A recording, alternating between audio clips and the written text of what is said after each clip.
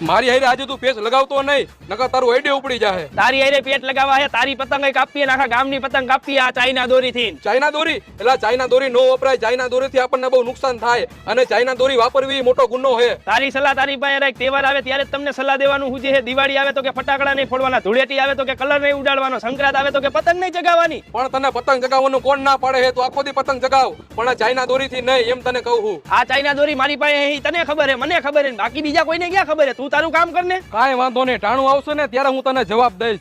ચકલા કોઈ દી બાજ નો બને મારા કલેજા. હાલો મામા, મારો પાડોશી ચાઇના દોરીથી પતંગ ચગાવે છે. તમે ક્યારે આવો છો મામેરું લઈને?